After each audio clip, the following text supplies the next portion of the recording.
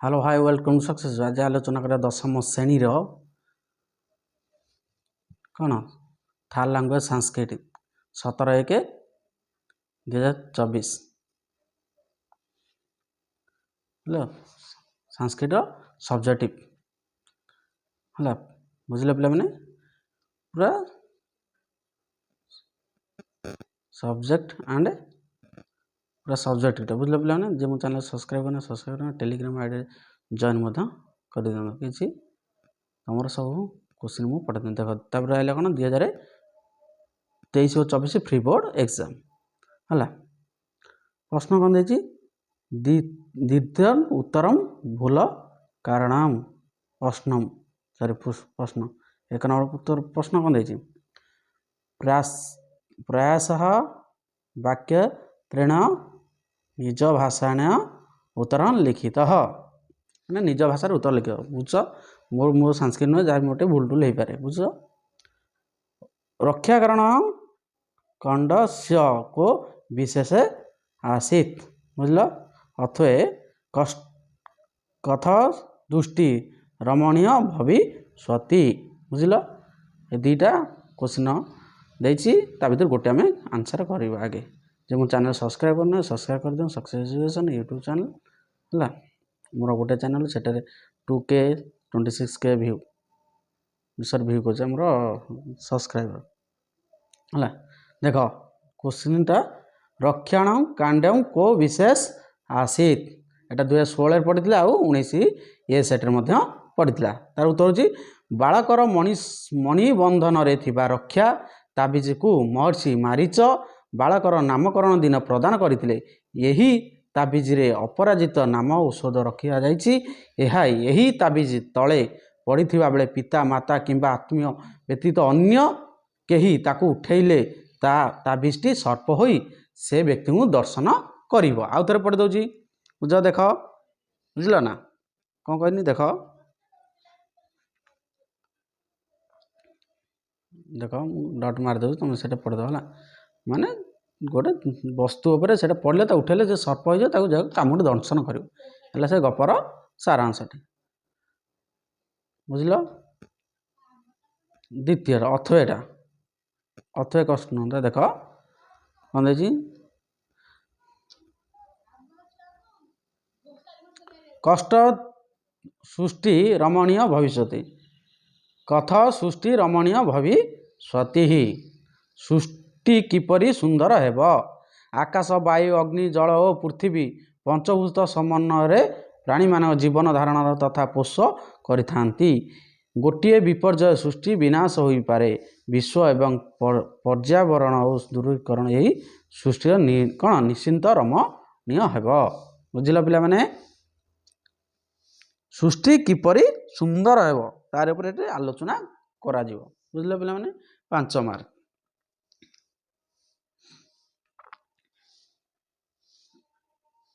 दुईटा क्वेश्चन आम डिस्कसन करदे नेक्स्ट कस्त्वाफ सनातन धर्म अथवे विवेकानंद कथ विश्व भवत मुझे हिंदी पिला बुझ पिला मैंने देख कस्ताफ सनातन धर्म है जीवन चलिले मध्य आश्चर्य कुकार्य मंद कार्य हेले भी मध्य करवा उचित नुह जहाँ करवा उचित ताहा मध्य कौनसी परित्याग पाई उचित नुहे यह ही सनातन धर्मर मत बुझिल पिला माने यह सनातन धर्मर मत अटे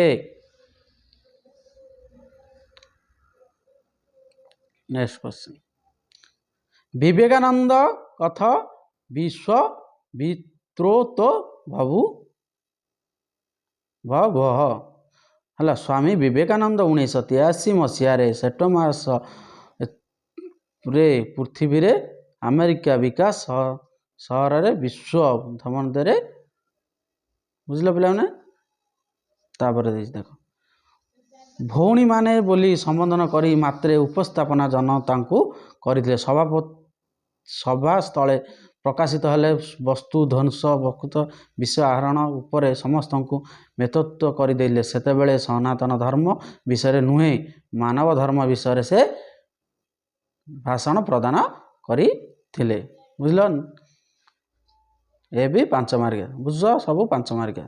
2ଟି ପଡ଼ୁ 2ଟି ଉତ୍ତର ହେଲା। ପ୍ରଥମଟା ହେଲା କର୍ମ ଦୁଃଖତଃ ବନମ୍, ତ ସୀତାୟା ମୃତ୍ୟୁ କାରଣ କଣ୍ଡା କି ବା ଭବିଷ୍ୟତି। ଦେଖ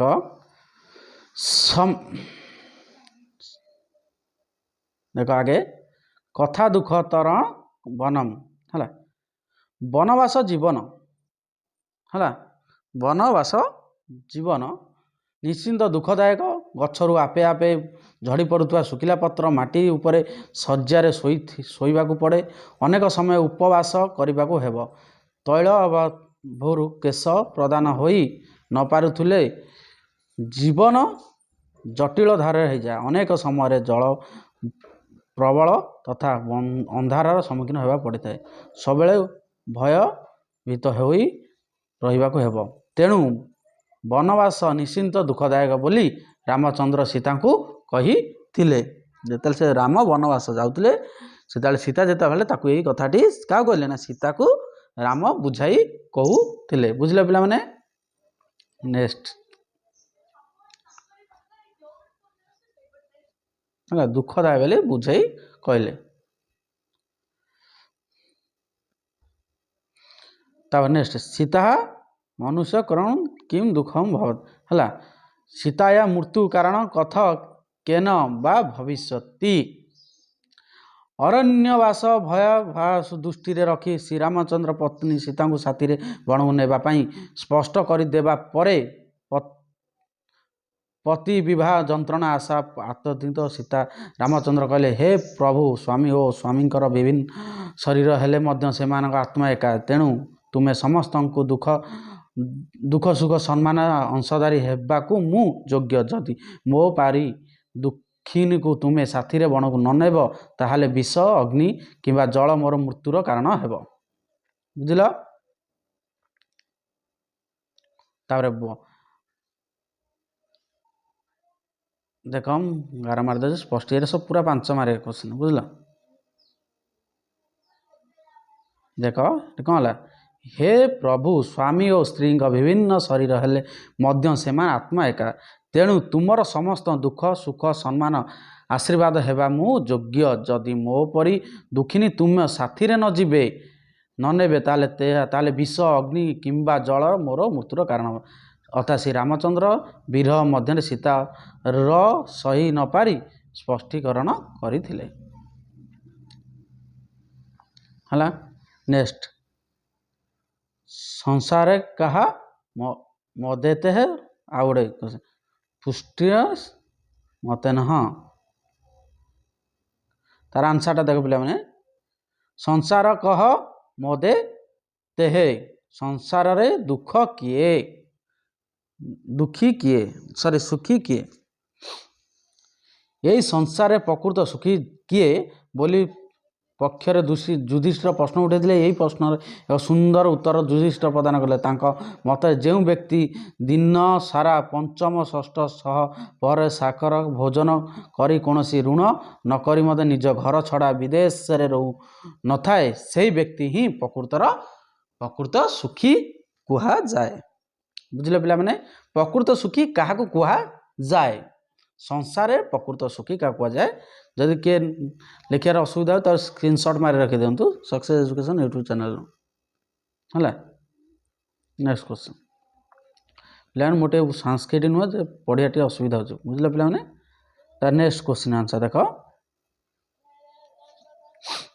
ଅଥବା କ୍ୱେଶ୍ଚନ୍ ହେଲା କ'ଣ ଦେଇଛି, ଯୁଧିଷ୍ଠିର ରହସ୍ୟ ମତେ ବାର୍ତ୍ତା କା ହେଲା, ଯୁଧିଷ୍ଠିର ମତରେ ବାର୍ତ୍ତା କ'ଣ ହେଲା, ସିଂହାସନ କାଳରେ ଜଣେ ପଚାରିଲେ ଅର୍ଥାତ୍ ରୋଷେଇ ଆଣା ପରି ପୃଥିବୀରେ ବିଶାଳ ପାତ୍ର ମଧ୍ୟ ଖାଦ୍ୟଦ୍ରବ୍ୟ ରୂପରେ ପ୍ରାକୃତିକ ପରିବେଶ ତା ଆକାଶ ରୂପରେ ଢାଙ୍କୁଣି ହୋଇ ଘୋରେଇ ରହିଛି, ରାତ୍ରି ଓ ଦିବସ ରୂପେ ଜାଳେଣୀ ଦ୍ୱାରା ସୂର୍ଯ୍ୟ ରୂପକ ଅଗ୍ନିକୁ ପ୍ରଜ୍ୱଳିତ କରୁଛି। ମାସ ଋତୁ ଋତୁପ ଚଟୁରା ଦ୍ୱାରା ଘାଣ୍ଟି ଘାଣ୍ଟି ସଂସାର ରୂପକେ ପାକ କାର୍ଯ୍ୟ ସମ୍ପନ୍ନ କରୁଅଛି। କିଏ? ସୂର୍ଯ୍ୟକୁ ଏଠି କୁହାଯାଇଛି। ବୁଝ? ମାସ ମାସ ଋତୁ ଧରି। ବୁଝ? ନେକ୍ସଟ କ୍ୱେଶ୍ଚନ ଦେଖ।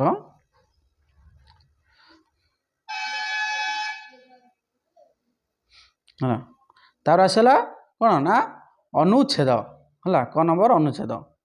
ଅନୁଚ୍ଛେଦ ପଠିତ୍ୱ ସ୍ୱଭାଷ୍ୟା ସୁଦ୍ ଉତ୍ତରମ୍ ଲିଖତଃ। ଲିଖତ 5 ମାର୍କିଆ 2 ମାର୍କିଆ କେତେଟି 5ଟା ପଢ଼ିବ 10 ମାର୍କିଆ। ଆ ଭିତରେ ପଢ଼ିବ ଆଉ ତା ଭିତରୁ ଉତ୍ତରଟି ତମେ ନିଜେ ଲେଖିବ। ବୁଝିଲ?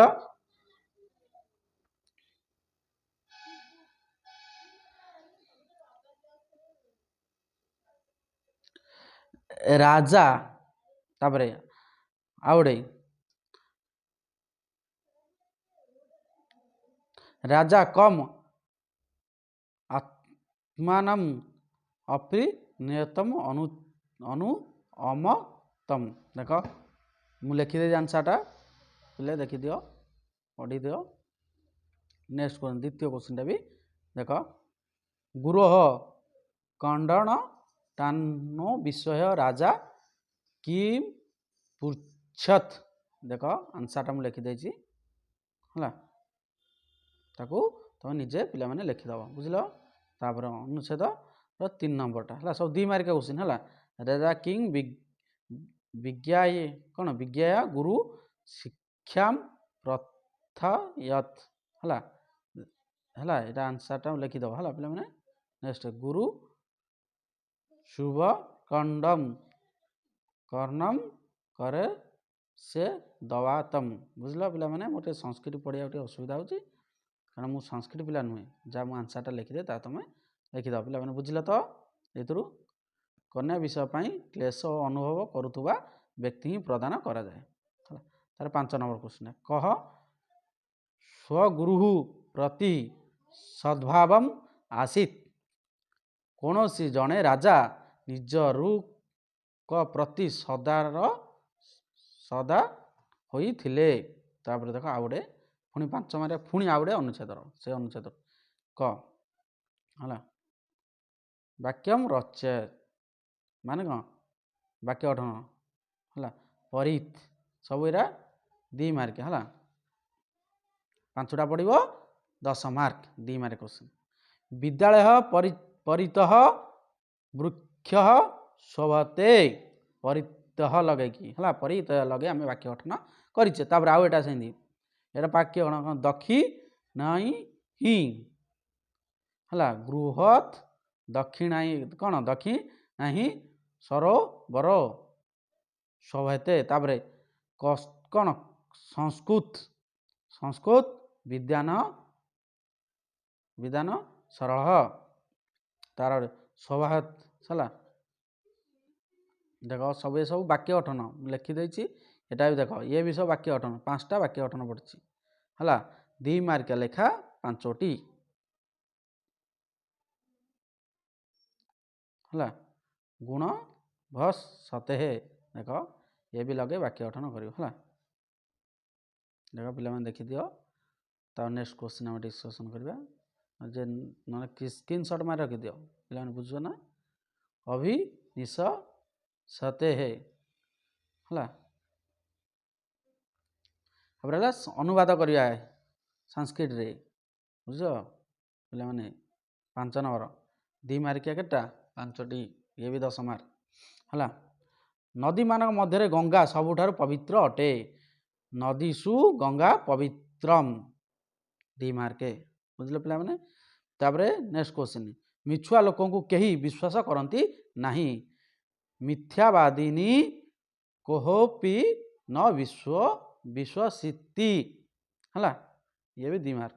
ନେକ୍ସଟ କ୍ୱେଶ୍ଚନ, ରମେଶ ମାସକରେ ସଂସ୍କୃତ ବ୍ୟାକରଣ ପଢ଼ିଲା। रमेशः मासेनः संस्कृतः व्याकरणस्य अध्ययनः कृतवान्।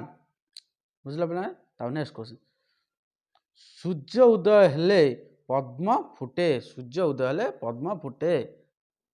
देख सूर्य उदयते पद्म विकसित। नेक्स्ट क्वेश्चन, लतारे धला फूलटी शोभा पाउछि। लतायाः शोभात् पुष्कन अलंकृतः सन्ति। संध्या बेले ईश्वर को प्रार्थना कर। संध्या काले ईश्वर प्रार्थनायुतु हला ईश्वर। नेक्स्ट क्वेश्चन, गोपाल जाऊ जाऊ पड़ीगला। गोपाल गच्छन्ति अपतत् किंबा गोपाल गच्छेन पतितः। नेक्स्ट, जी मो चैनल सब्सक्राइब करना सक्सेस एजुकेशन यूट्यूब चैनल। मु संस्कृत क्वेश्चन जहाँकि मत असुविधा है तुम आनिकी जोगे दूची। जो मो चैनल सब्सक्राइब करना सब्सक्राइब कर 1K सब्सक्राइब मुझे केते कष्ट है तुम पे पे जोगाड़ी कर टेलीग्राम आईडी में जॉइन कर दिंतु सक्सेस एजुकेशन यूट्यूब।